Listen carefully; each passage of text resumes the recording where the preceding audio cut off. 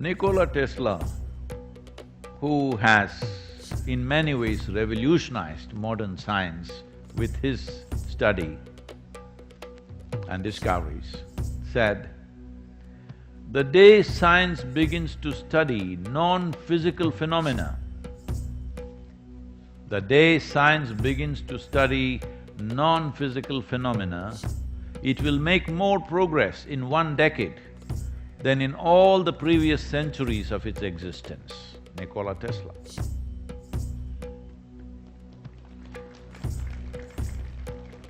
So, you're thinking all phenomena has to be between cause and effect.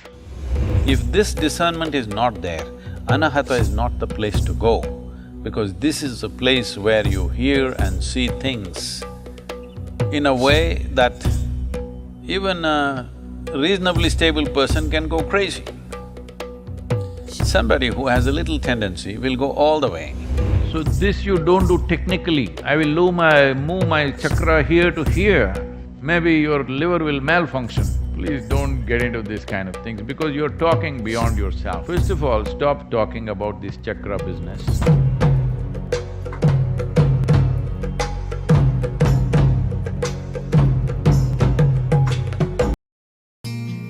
Anahata is symbolized with two intersecting triangles forming a six-pointed star. This is a symbolism of how the lower three chakras and the upper three in the body are all meeting here as one. That means it has six qualities in one. Generally, Anahata symbol is a six-pointed star with a dot in the center. That means all the seven chakras have merged here in a certain way. Many cultures are using this symbolism in many different connotations, but essentially it comes from this. The upward moving triangle and the downward moving triangle have met. What upward moving triangle and downward moving triangle means is fundamentally, every creature in some way is trying to rise, whatever their understanding of rising. A little worm may be wanting to climb up the tree. A bird may want to soar up in the sky. A human being may wants to become rich or famous or powerful or something else, or wants to get enlightened. All these are efforts to rise. So this is the nature of the creation. Every creature is trying to rise to its fullest potential. Some will do it consciously, most will do it unconsciously, but everybody is trying to rise. This is the nature of life. This is creation. But that which is the source, this problem of wanting to rise has come because you are geostatic in the sense, you are stuck in one place. You are stuck in one place means you are here, you can only be here, you can't be here and there. Because you are stuck in one place, you think of all the directions, going up is better. It's a choice that you have made. Somebody may be just loitering around, somebody may be consciously wanting to go up, but essentially you have to move because you are stuck in one place. That which we are referring to as the very source of everything, this is not geospecific, this is not geostatic, so it moves every way. It percolates into everything because it has no direction, because it has no location. You have a directional movement only if you are stuck in one place, isn't it? Only if you are geostatic, you will have a direction to go to. If you are not geostatic, you are just everywhere, there is nowhere to go, so you just seep into everything that is there. You soak everything that's around you. So in this context, yogic terminology has used these two triangles. The creature is trying to move up, the source is trying to come down into this. Source does not come down or go up, nothing. It just seeps into everything because it's not located in any place. Let's say like air. Air enters your ears also. Air enters the pores in your skin also, not just in your nostrils. If you open your mouth, it goes here also. It has no choice about those things. Wherever there is space, it will enter. Similarly, let's understand, it's only an analogy, don't start thinking on those terms Similarly, that we consider as the source is moving everywhere. But right now, if we sit here, how is air moving means, we see in the passage it's going down like this and coming out like this. Air is going here also, but this is the main source because if you deny this, you will die. So you know that this is a must. So in this context, what we consider as the creature, which is this one, is trying to move up. This is one triangle, upward moving triangle. What we consider as the source or the divine is coming down. This is another triangle, downward facing triangle. Anahata is a place where both have intersected in a alignment, proper alignment, forming a six-starred, six-pointed figure with a central point. What this means is, it has many possibilities in one place. If there are too many possibilities in one place, it is also a place where most people miss all possibilities. Because there are too many things happening. Except for a handful of people, I've always avoided putting people on Anahata sadhana because there are too many choices and there are too many confusions. To go into Anahata sadhana, two things are needed. One thing is sweetness of emotion. Another thing is absolute steadiness of the intellect. And intellect means discernment. There must be a discernment between what is real, what is not real, what is memory, what is imagination, what is experience, what is psychological stuff. If this discernment is not there, Anahata is not the place to go, because this is a place where you hear and see things in a way that even a reasonably stable person can go crazy. Somebody who has a little tendency will go all the way. Because Anahata, the word Anahat means a sound without reverb, unstruck sound. Most of the sound on the planet happens because something strikes something. This is an unstruck sound. That is, if you simply sit in silence, all kinds of sounds will happen. These sounds have been identified as 108 different varieties of sound. It is out of this that different deities have been associated with different sounds in India. If you say Shiva, it's a dhamaru or a drum. Dhamaru is a meeting of two triangles like this. When two equilateral triangles meet like this, it makes a drum. When one is dominant in their Anahata, they start hearing things. Sound of the bell, it's real. The drum, a wind instrument like a flute, these kind of things may start happening. When you start hearing things, generally it means that you're going crazy. Hearing things is considered as the first sign of psychological imbalance. And it is. Because those who are psychologically imbalanced in some way also become perceptive in some other way. One dislocation enables them in some other way. But this kind of enabling is not good for you. It is like a child who's just begun to walk, you put him in a marathon race because he's got legs. and for sure he's going to damage himself. So it is not that it is a bad thing. Too much of a good thing when you're not ready for it or when you're no good for it, it's a bad thing.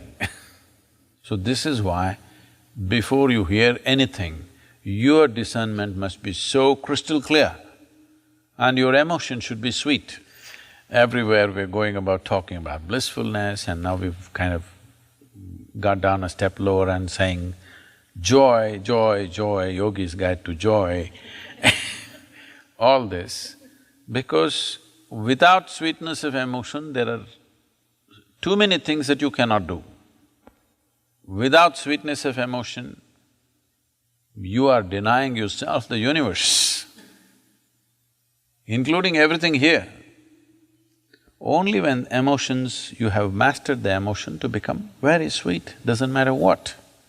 Now, going into different explorations is fine, because otherwise, you go into Anahata, you see something, you hear something, you may come terrorized. Yes, truly terrorized. Suppose you see something like this,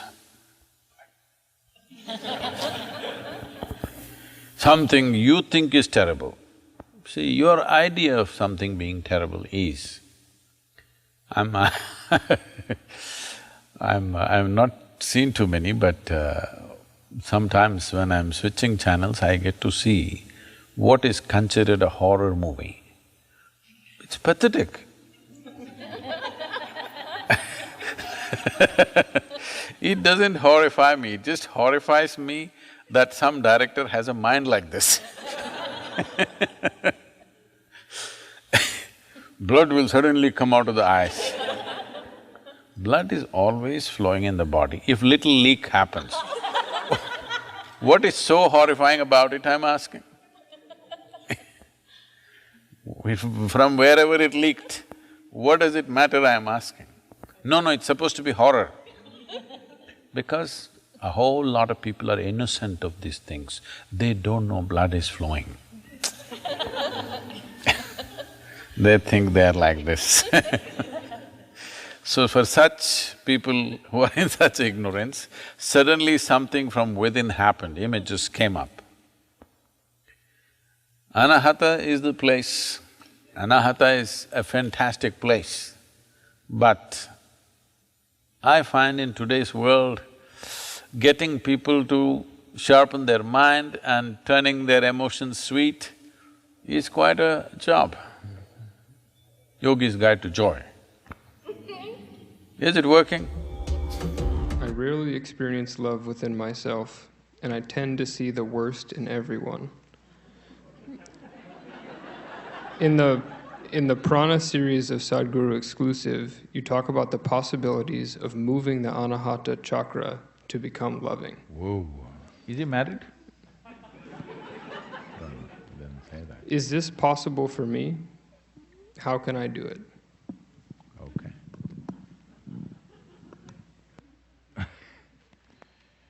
So,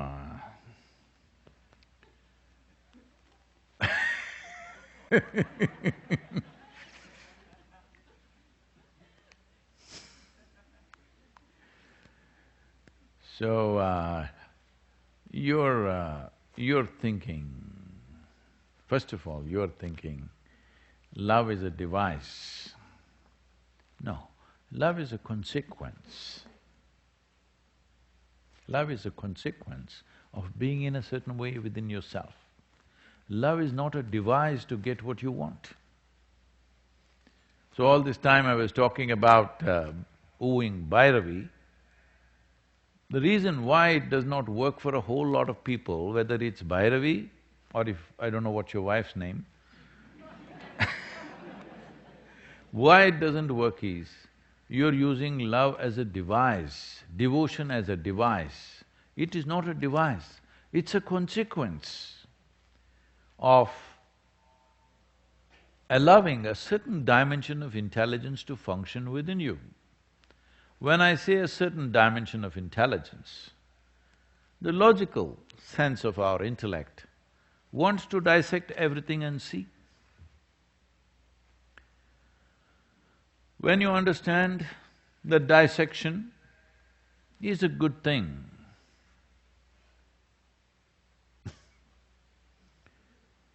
when it comes to physical nature, but dissection is a no good thing when it comes to other dimensions of life. When I say other dimensions of life, immediately there are textbook science people, textbook scientists who immediately say, what are the dimensions, what are you talking about, you're talking superstition. Right now I'm being accused by a group in India who think they're rationalists, no rationale about their existence, but they think I'm superstitious. Well, because if you try to open up any dimension which is not within the framework of their logic, not even entire logic, not within the framework of their crude, silly little logic, they think it's superstitious. Well, your existence itself is superstitious because no instrument or there is no proof that you are actually alive. Hello? No, my heart is beating, my blood is flowing, all these things can be done by machines these days. We can make your heart beat, blood flow, even neuronal activity, all these things can be stimulated in many different ways and still you may not be alive. You know the famous Changshu story of him saying, I had a dream and being very worried. Why worried means, in my dream I was a butterfly and it was very real. I sat on the flower, I smelled it, I tasted it was all real. Now I'm sitting here. Now the question is, am I Changshu dreaming to be a butterfly or am I a butterfly dreaming to be Changshu? Because dreams are that real. Hello? So you have really no proof. Are you alive? No, Sadhguru, my feet are frozen.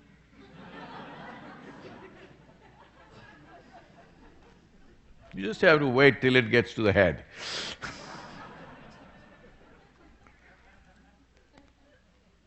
I think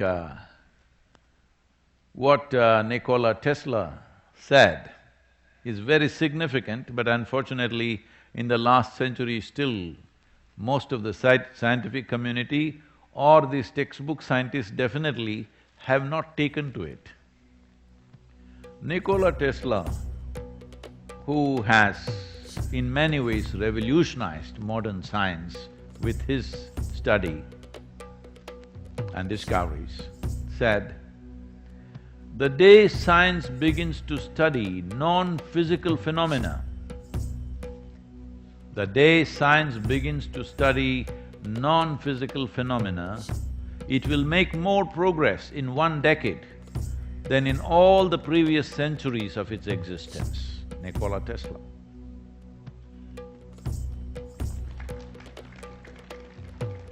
So, you are thinking all phenomena has to be between cause and effect. See, if you're understanding love as a sexual response, there is a cause and effect. If you're seeing love as a dimension which is tremendously transformative within yourself, then it is not between cause and effect, because it's not a transaction of any kind. So now you also picked up this little bit of jargon from where? From Sadhguru exclusive, is it?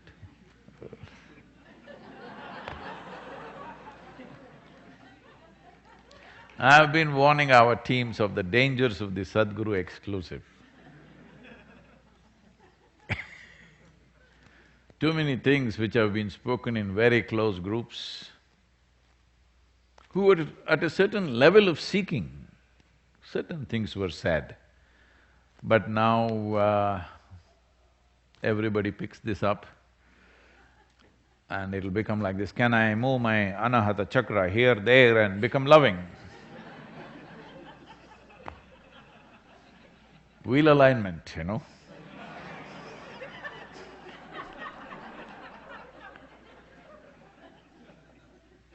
It's a six-wheel truck. Align it, love will overflow.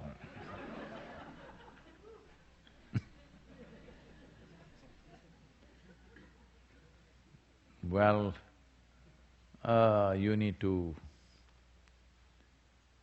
must feel love. Like how right now I am feeling hunger in my stomach. Hello? They must become pangs which cannot be satisfied by anything, because it cannot be. Because the beauty of love is in its pangs. No, but where is the fulfillment? No, it's not a transaction to fulfill. It is just that, to burn with it. As it burns deeper and deeper, from pain it becomes liberation, just like cremation, you know. Hello? Yes, love is a kind of cremation. It burns you up. This is why probably somebody must have experienced something to come up with the term falling in love. Falling does not suggest a transaction. Hello? If you do a transaction, naturally it must be profitable to you, isn't it? Hello? Because if you do a transaction where you're going to lose, you're a dumb whatever. Because each one of you have your own terminology, I'm leaving it to you to complete the sentence, because we are in United States, you know. I'll leave that to you. But you're definitely dumb. If you make a transaction and you're a loser, that is a dumb transaction. But if love is not a transaction for you, it's just a burning flame within you. Initially it hurts because it burns the skin. When it burns the core of who you are, it's a liberation. It's an absolute liberation. So this you don't do technically, I will move my chakra here to here. Maybe your liver will malfunction.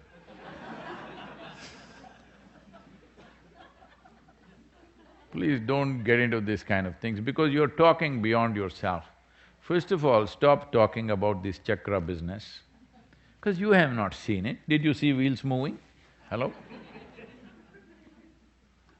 Somebody has talked about it from a certain dimension of experience. You don't repeat the same words, life will cut you down, because now because lot of these kind of letters and comments keep coming to me. Sadhguru, I think my chakra, my Anahata chakra is doing this, my Swadhisthana is doing this, my Vishuddhi is doing that. What do I do? In Atlanta, there are wheel alignment centers. They'll align your wheels like that.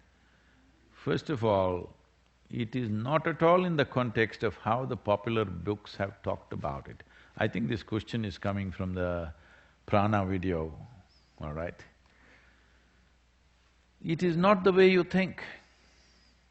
The human energy system, you are looking at it like how you are looking at physical or physiological aspects of who you are. Okay, my kidneys are here, my heart is here, my brain, I don't know. So can I become intelligent by moving my this chakra here?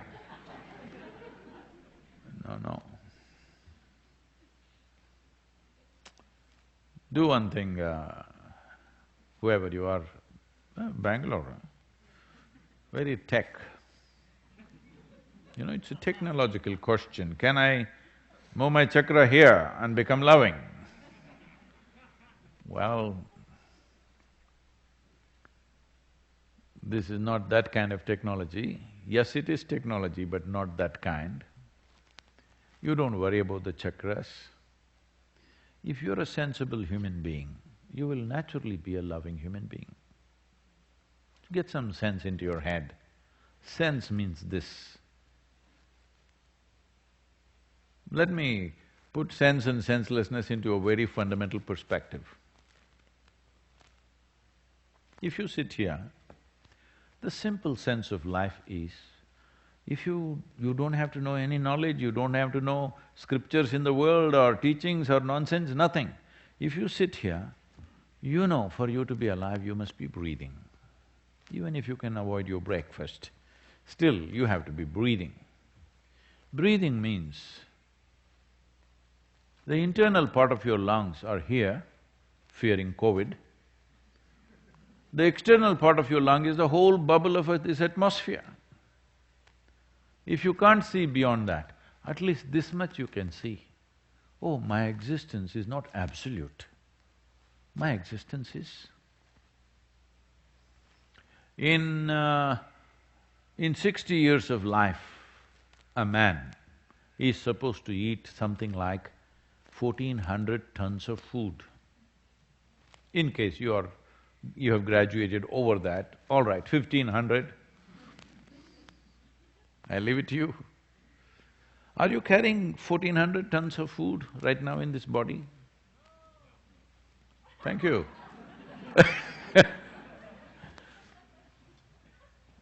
If you did, you would be a truck by now.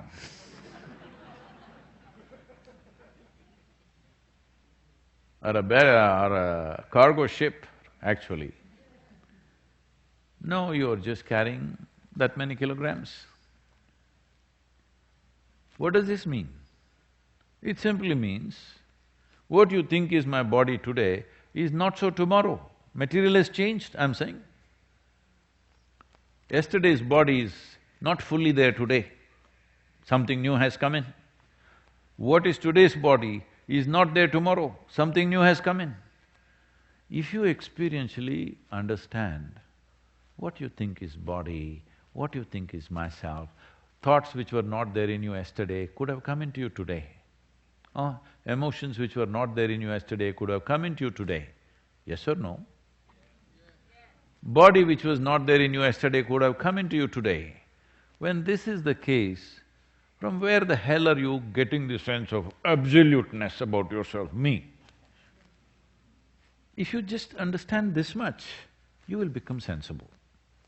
Otherwise, you will sit here like a senseless lump. Yes, because you think you're absolute me. Just if you relax this, it doesn't need any spiritual teaching, no scripture reading, no looking at heaven, no nothing. Simply little bit of sense. Naturally, everything that is naturally possible in the human being will rise up, including your love. Yes, your intelligence, your love, your expression, your articulation, your capabilities, everything will rise simply because you have come to sense. This is all you need. After that, beyond that, you want to seek the ultimate nature, because when sense comes, naturally that aspiration also will come. When that comes, then I must come in to guide you. Right now, I'm moving you from the basics, from the kindergarten, trying to tell you, see, somebody got it, I'm not the body. Why do I have to tell you? If you had paid attention to the food that you're eating, and when you shit, you would know I'm not the body. Hello? Hello? That's all it takes. If you know that you eat yourself, when you say, I'm eating my food, in some way you're eating yourself, isn't it? Hello? So if food is yourself in some way, in your experience right now, the earth also should be yourself, isn't it? Because that's where the food came from. This doesn't need any enlightenment, just a little bit of sense. So if sense blossoms, becoming inclusive, becoming loving is a natural consequence. You don't have to move your chakras.